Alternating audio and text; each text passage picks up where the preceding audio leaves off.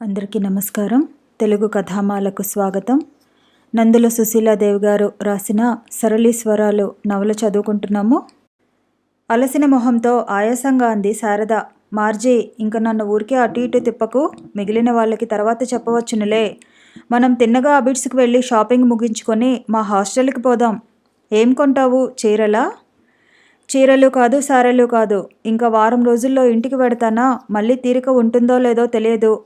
అక్కయ్య పిల్లలకు బొమ్మలు అవి కొనాలి. టాయ్ ఎంపోరియంకి వెడదాం. షాపు మెట్లు దిగబోతున్న వ్యక్తిని చూసి శారద మొహం ప్రఫుల్లమైపోయింది. 2 చేతులలోనూ బొమ్మల ప్యాకెట్స్తో నిలబడి ఉన్నాడు వేణుగోపాల్. శారద, అతని కంఠం సంతోషంగా పలికింది.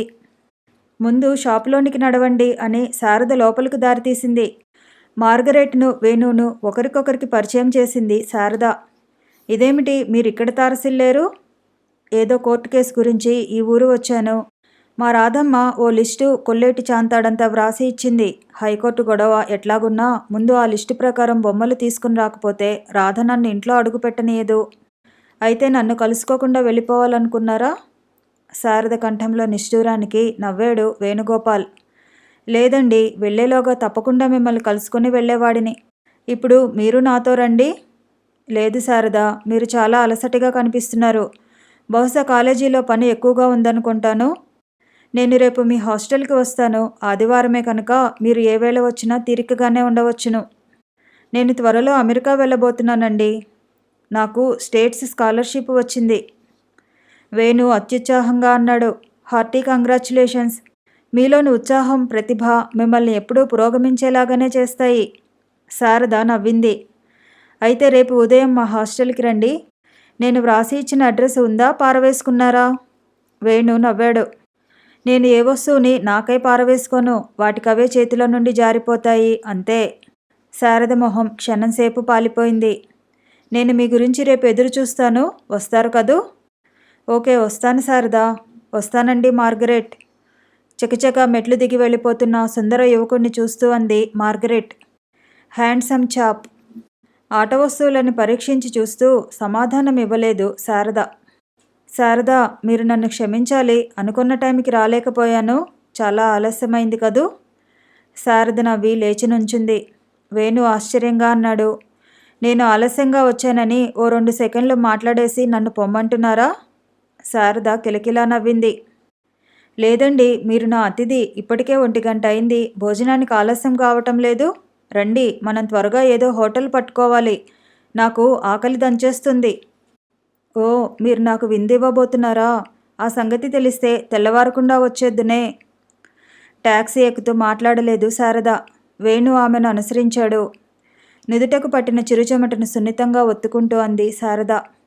మీ రాజమండ్రిలో నాకెంతో చక్కని ఆతిథ్యాన్ని ఇచ్చారు. ఇక్కడ మీకు నేను హోటల్ భోజనం పెడుతున్నాను, గంభీరంగా అన్నాడు వేణు. ఆదరణ, ఆప్యాయత ముఖ్యం కానీ ఆతిథ్యంలోని ఆడంబరమా ముఖ్యం శారదా? శారద పెదవిపై సన్నని చిరునవ్వు మెరిసింది. భోజనం పూర్తయ్యాక సిగరెట్ వెలిగించుకుంటూ అన్నాడు వేణుగోపాల్. ఇంత తృప్తిగా హాయిగా కబుర్లు చెప్పుకుంటూ భోజనం చేసి కొన్ని యుగాలైంది శారదా. లాయర్ గారికి పొగడటం బాగా వచ్చునే. దెబ్బతిన్నట్లు చూశాడు వేణుగోపాల్. నిజంగా శారదా, నేను ముఖప్రీతిగా అనటం లేదు, మనస్ఫూర్తిగా అంటున్నాను. నమ్మండి. కృత్రిమ గాంభీర్యంతో అంది శారద. నమ్మకపోతే? వేణు తలెత్తి చూశాడు. శారద పెదవులలో బిగించి పట్టిన చిరునవ్వు కళ్ళల్లో గుండా బయటకు ఉరకాలని ప్రయత్నిస్తుంది. వేణు నవ్వుతూ అన్నాడు. మీరింత అల్లరివారని ఇప్పుడే తెలుస్తుంది, నిర్లక్ష్యంగా అంది శారద. అప్పుడే నన్ను ఎనలైజ్ చేసేకండి మరి, కాస్త తెల్లబోతూ అన్నాడు వేణుగోపాల్. నన్ను ఆటలు పట్టించాలని మీరు స్థిర నిర్ణయం చేసుకున్నారులాగుంది. కానియండి. ఛా, ఏదో తమాషాకే అన్నాను. అవును గాని మనం జూలాజికల్ గార్డెన్స్కి వెడదామా? ఎందుకు? అన్నాడు పరధ్యానంగా వేణుగోపాల్. మన పూర్వీకులను కాస్త పలకరించి వద్దాం. వేణుగోపాల్ నవ్వాడు. పూర్వీకుల వరకు ఎందుకు? ప్రస్తుతం మనలోనే ఉన్నాయి ఆ లక్షణాలు. శారద అల్లరిగా నవ్వింది. చూసారా, నన్ను ఆ కోతులతో పోలుస్తున్నారా? నేనా మాట అనందే. ఎంతైనా లాయర్ గారు అనిపించుకున్నారు, అంది సీట్లోంచి లేస్తూ శారద. అయ్యబాబోయ్, నేనింక నడవలేను. పచ్చికలో కూలబడింది శారద. వేణుగోపాల్ కూడా కూర్చుంటూ అన్నాడు. మీరేగా ఈరోజు గొడవ చేసి జూకి తీసుకుని వచ్చారు, అప్పుడే అలసిపోతే ఎట్లా? ముఖములుగా ఉన్న పచ్చికను చేత్తో సున్నితంగా తాకుతూ మాట్లాడలేదు శారద. మంచినీళ్ళు తెచ్చిపెట్టనా శారద? వద్దన్నట్లు తల ఊపింది శారద. దూరంగా ఏనుగు మీద ఎక్కి సవారీ చేస్తున్న పిల్లలను చూస్తూ అన్నాడు వేణుగోపాల్. రాధ వస్తే ఇవన్నీ చూసి పొంగిపోయేది. శారద తలెత్తింది. మీకు రాధజాస అనుక్షణం ఉంటుంది. పాపను కూడా తీసుకుని రాకపోయారా? నాకు ప్రస్తుత జీవితంలో మిగిలిన ఆకర్షణ రాధ ఒక్కతే. అందుకని సహజంగా ప్రతిక్షణం ఆ పసిదాన్నే తలుస్తూ ఉంటాను. కనీసం మీకు రాధైనా ఉంది. నా వంటి వాళ్లకు అర్థం లేని తపన, ఆరాటం కలుగుతూ జీవితానికి ప్రాముఖ్యం లేకుండా పోతోంది. అదేమిటి శారద, అన్ని విధాల సంపన్నులు, మీకేం లోటు? అదే మాట మిమ్మల్ని కూడా నేను అనవచ్చును వేణు. కానీ ఏ మనిషి సమస్యలైనా ఆ వ్యక్తి అనుభవించేటప్పుడు ఆ మనిషికే అర్థమవుతాయి. కానీ ఎంత విడమర్చి చెప్పినా ఇతరులకు అర్థం కావు. ఇద్దరూ కాసేపు మౌనంగా కూర్చున్నారు. పొద్దువాలిపోతుంటే శారద లేచి నుంచుంది. ఇంక వెడదామా? వేణుగోపాల్ మౌనంగా లేచాడు. శారద, రేపు నేను వెళ్ళిపోతాను. మీరు దేశం వదిలేలోగా మా ఊరు వచ్చి వెళ్ళాలి. మనం తిరిగి కలుసుకోవాలి. తప్పకుండా. నేను రేపు సెలవు పెడతాను. మీరు ఉదయమే రండి. మనిద్దరం కలిసి భోజనం చేద్దాం. థ్యాంక్స్ అన్నాడు స్నేహంగా నవ్వుతూ వేణుగోపాల్.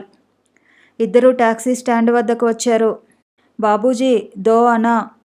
అప్పుడే విచ్చుతున్న మల్లెలను వేణుగోపాల్ చేతిలో ఉంచింది పూలు అమ్మే అమ్మాయి. విరిసి విరియని ఆ పూలను సున్నితంగా అందుకొని మెల్లిగా శారదకు అందించాడు వేణుగోపాల్. పూలను అందుకున్న శారద వాటిని భద్రంగా కర్చీఫ్లో కట్టుకొని టాక్సీ ఎక్కింది. శారదను హాస్టల్ దగ్గర దింపి వేణుగోపాల్ వెళ్ళిపోయాడు. గదిలోకి ప్రవేశిస్తూనే మంచం మీద వాలిపోయి కళ్ళు మూసుకుంది శారద. అలలు అలలుగా ఆలోచనలు ఆమెను ముసురుకుంటున్నాయి. దిండులో ఆమె తల అశాంతిగా కదిలింది. తనలో ఎందుకింత ఉద్వేగం కలుగుతుంది? తన ఈ జీవితంలో రకరకాల వ్యక్తులతో తనకు పరిచయం ఉంది. కానీ తనింత విచలితురాలు ఏనాడూ కాలేదు. ఎంత ప్రయత్నించినా వేణుగోపాల్ ప్రియరూపం కన్నులలో మెదులుతూనే ఉంది. తాను యుక్తాయుక్తాలు తెలియని బాలిక కాదు. యవనారంభంలో సహజమైన ఉద్విగ్నత తనలో ఇంతకాలానికి ఎందుకింత అలజడిని సృష్టిస్తుంది?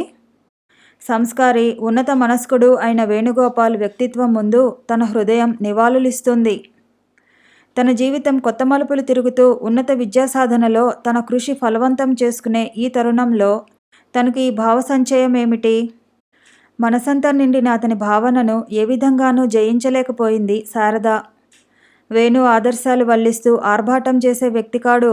తాను నమ్మిన ఆశయాలను మనసా ఆచరించే సంస్కార హృదయుడు. బలమైన ఆ వ్యక్తిత్వమే తనను అతని పట్ల ఆకర్షితురాలిని చేస్తోంది. తను ఇన్నాళ్ళు నిరీక్షించే యువకుడు ఇతడే. తన జీవితం నూతన మార్గాలలో పయనించబోతుంది. కొన్ని నెలలలో తను ఈ వ్యక్తులందరికీ దూరమయ్యే తరుణంలో హృదయం తన ప్రియబాంధవుణ్ణి గుర్తించింది. శారద లేచి కూర్చుంది. అరవిచ్చిన మల్లెల సువాసన గది అంతా వ్యాపిస్తుంది. ఆ సుమ్మాలను పదిలంగా చేతిలోనికి తీసుకొని మెల్లిగా బుగ్గలకు ఆనించుకుంది. చల్లగా తగిలిన స్పర్శకు తనువెల్లా పులకించిపోయింది. ఆ తర్వాత జాగ్రత్తగా వానిని మడిచి కేశాలలో ముడుచుకుంది. నాంపల్లి స్టేషన్లో ప్రవేశిస్తూ అన్నాడు వేణుగోపాల్. శారద, ఈ 2 రోజులు మనం కలిసి ఆప్యాయతతో మసలేమో. ఈ దినాలను నా మనసులో పదిలంగా జాగ్రత్తపరుచుకుంటాను. తల వంచుకుని నడుస్తూ మాట్లాడలేదు శారద. వేణుగోపాల్ తిరిగి అన్నాడు. మీకు తెలుసు నాది ఎంతటి బాధాతప్త హృదయమో. ఏమాత్రం అనురాగలేశం ఇతరులు నా పట్ల చూపినా నా మనసు కృతజ్ఞతతో నిండిపోతుంది. మీరు నా పట్ల చూపిన సద్భావాన్ని, ఆదరణను ఏనాడూ మర్చిపోను. మీ హితుడిగా, ఆప్తుడిగా నేను ఎప్పటికీ మిగిలి ఉంటాను. కంపార్ట్మెంట్ తలుపు పట్టుకుని నిలబడ్డాడు వేణుగోపాల్. శారద మనసులో దుఃఖం సుడులు తిరుగుతుంది. బలవంతాన నవ్వి అంది. రాధను అడిగేనని చెప్పండి. తప్పకుండా. మీరు రాజమండ్రికి త్వరలోనే రావాలి. Bye bye. ట్రైన్ కదిలింది. శారద చేయి ఊపింది. మరుక్షణమే తల తిప్పేసుకుంది. ఆ అరక్షణంలోనే ఆమె కళ్ళు వేణుగోపాల్ దృష్టిపథంలో పడ్డాయి. నీటిలో మిలమిలా మెరిసే ఆమె నేత్రాలను గమనించి నిలువున చలించిపోయాడు వేణుగోపాల్. అతను పెదవి విప్పి ఏదో చెప్పబోయాడు. అంతలోనే శారద బాగా దూరమైపోయింది. వేణుగోపాల్ అంతరంగమంతటా అల్లకల్లోలమైపోయింది. సిగరెట్ తర్వాత సిగరెట్ వెలిగిపోతుంది. అతని ఆలోచన స్రవంతి వలయాలు తిరుగుతూ అతన్ని ఉక్కిరిబిక్కిరి చేస్తుంది. ఆర్ద్రతతో మెరిసే శారద నేత్రాలు అతన్ని వెంటాడుతున్నాయి. బెర్త్ మీద వాలి కన్నులు మూసుకున్నాడు. జీవితంలోని బహుముఖ పరాజయాలు తనని నిలువునా కుంగదీశాయి. ఏ వ్యక్తిపైన అనురాగం పెంచుకునేటందుకు తన మనసు సంశయావృతమైపోతుంది. ఎంత కాదనుకున్నా అతని అంతరంగంలో కన్నీటితో తడిసిన శారద నేత్రాలు తలుక్కున మెరుస్తూనే ఉన్నాయి. ఆమె తన పట్ల ఆర్ద్రతతో ఎందుకు కరిగిపోవాలి? తన ఎడబాటు ఆమె కన్నులలో నీరును ఎందుకు చిప్పిల్లజేయాలి? అతని గుండెల్లో మెరుపు మెరిసింది. కానీ అంతలోనే నిరాశ మబ్బుతెరలా అతనిని ఆవరించింది. ఏ వ్యక్తి అయినా క్షణికమైన అనురాగలేశాన్ని తన పట్ల చూపితే తను పునాదులు లేని ఆశాసౌధాలు నిర్మించుకొని చివరకు తీవ్ర ఆఘాతాలను ఎదుర్కోవటం తన జీవితంలో ప్రత్యేకతగా మారిపోయింది. ప్రశాంతంగా గడుస్తున్న ప్రస్తుత జీవితంలో మరో అనుబంధాన్ని పెంచుకొని తీవ్ర మనస్తాపానికి గురికావటం తన శక్తికి మించిన పని. లేదు, తన జీవితంలో ఎన్నో ఎదురుదెబ్బలు తిని అలసిపోయాడు. శారద సాన్నిధ్యం తనకి 2 దినాలుగా అపూర్వ శాంతిని ప్రసాదించింది. ఆమెతో గడిపిన ప్రతి క్షణం తనకు అత్యంత ఆహ్లాదకరంగా గడిచింది. ఆ జ్ఞాపకాలు తనకు చాలు. ఇన్నేళ్ల తన తపనలోనూ ఆవేదనలోనూ తనకు కాస్త ఓదార్పు లభించింది. తన వ్యక్తిత్వాన్ని గౌరవిస్తూ తనను మనసా అభిమానించే ప్రియదర్శిని కోసం తాను ఆరాటపడ్డాడు. సుదీర్ఘమైన తన జీవితకాలంలో ఈ క్షణాలు స్వల్పమే అయినా మిక్కిలి విలువైనవి. కొద్ది దినాలలో పరసీమలకు వెళ్ళిపోయే ఆ యువతి తనకు ఇచ్చిన ఈ మనశ్శాంతితో తన శేష జీవితాన్ని ప్రశాంతంగా గడపగలడు. శారద బహూకరించిన సిగరెట్ కేసుని చేతిలోకి తీసుకుని చాలాసేపు సాలోచనగా చూస్తూ ఉండిపోయాడు వేణుగోపాల్. నిండు వ్యక్తిత్వంతో, జీవితం పైన స్థిరమైన అభిప్రాయాలతో 1000 మందిలో ఒక్క వ్యక్తిగా ప్రత్యేకంగా గోచరించే శారదను గురించిన భావన అతని మనసుని రాగరంజితం గావిస్తుంది. చేతిలో ఉన్న సిగరెట్ కేసుని సున్నితంగా పెదవులకు ఆనించుకొని కన్నులు మూసుకున్నాడు వేణుగోపాల్. హుసేన్ సాగర్ ఒడ్డున నిలబడి అంది మార్గరెట్తో శారద. మార్జీ, మనసులో చెప్పలేని దిగులు ఆవరిస్తుంది. మార్గరెట్ కన్నులలో నీరు తిరిగింది. శారద చేతిని మృదువుగా నొక్కి అంది. ఇంకా 20 రోజులలో దేశాన్నే వదిలివేస్తున్నావు. మరి బాధగా ఉండదా శారదా? హైదరాబాదుని కొన్ని గంటలలోనే వదిలివేస్తున్నాను. ఏమిటో గుండెల్లో ఏదో బరువుగా ఉంది. ఈ 3 ఏళ్ళు ఎంత ఉల్లాసంగా గడిచిపోయాయి. ఇంకో కొత్త రకం వాతావరణంలోనికి ప్రవేశిస్తున్నానంటే ఆనందం కంటే ఎక్కువగా విచారమే ఉబుకుతుంది. అయినా శారదా, ఎందుకింత ఆరాటం? నీకు స్టడీ లీవ్ ఇచ్చారు. తిరిగి హైదరాబాద్ వస్తావు. హాయిగా ఈ 3 ఏళ్ళు గడిపి నీ మనసుకి నచ్చిన హీరోని కూడా వీలైతే తెచ్చుకునిరా. హాయిగా ఉందువు గాని. శారద నవ్వలేదు. ఆ భయం మరింక లేదులే మార్జీ. ఇప్పుడు ఇంక కలలు అల్లుకునే అవసరం లేదు. నా స్వప్నాలు వాస్తవంలో ఫలించకపోవచ్చును. కానీ నేను మాత్రం ఇంక నాకు కావలసిన వ్యక్తిని గురించి అన్వేషణ సాగించనవసరం లేదు. మార్గరెట్ ఆశ్చర్యంగా చూసింది. శారదనేదో ప్రశ్నించబోయేదల్లా జోసెఫ్ రావటం చూసి విరమించుకుంది. ఏమండి శారదా, ఇంక గాలి పీల్చుకోవటం చాలించి ప్లాజాకి పోదామా? పిక్చర్కి టైం అవుతుంది. నడవండి అంది మెల్లిగా శారద. వెనుకటి ఉత్సాహం లేకపోయినా నూతన గాంభీర్యంతో మరింత హుందాగా ఉన్న జోసెఫ్ని పరిశీలిస్తూ నిట్టూర్పును ఆపుకుంది శారద. థియేటర్లో అడిగాడు జోసెఫ్. శారద, మరి 2 రోజులు ఉండరాదా? లేదండి, మా విజయ్కు వాగ్దానం చేశాను. నేను తన దగ్గరికి వెళ్ళి 2 రోజులైనా ఉండి తీరాలి. ఆమె భర్తకు శ్రీకాకుళం బదిలీ అయింది. తిన్నగా విజయ్ వద్దకు వెళ్ళి రాజమండ్రి మీదుగా అమలాపురం వెడతాను. అట్లా అందరినీ చూసేసుకుంటే ఇంక నేను ప్లేన్ ఎక్కేయవచ్చును. వీసా అది రావటం ఆలస్యమయ్యి ఇన్నాళ్ళు ఇక్కడ ఉండిపోయాను. ఇంక మరి వెళ్ళక తప్పదు. జోసెఫ్ మాట్లాడలేదు. పిక్చర్ పూర్తయ్యాక ముగ్గురు ఇంటికి వెళ్ళిపోయారు. మార్గరెట్ ఇంటిలో గెస్ట్ రూమ్లో పడుకుని ఉన్న శారదకు ఆ రాత్రి నిద్ర పట్టలేదు. అలవాటైన పరిసరాలను, ఆత్మీయులైన వ్యక్తులను వదిలి తను దూరంగా వెళ్ళిపోతుంది. మెడకు ఒత్తుకుంటున్న లాకెట్ తీసి చూసింది శారద. శ్రీకృష్ణుని దివ్యసుందర రూపంతో తలతలలాడుతోంది ఆ పతకం. 4 రోజుల క్రితం వేణు వద్ద నుండి దేవుని ప్రసాదంతో పాటు ఈ పతకాన్నే అందుకుంది. తనకు విగ్రహారాధన పైన ఆసక్తి లేదు, విరక్తి లేదు. కానీ వేణు పంపిన పతకాన్ని వెంటనే పసిడిహారంలో వేయించుకుని ధరించింది. ఒకసారి వేణుని కలుసుకోవాలి. తనేనాడు విప్పి చెప్పని తన భావాలు తనలోనే అణిగిపోవచ్చును. కానీ తన మధురమూర్తిని కన్నులారా చూసుకోవాలి.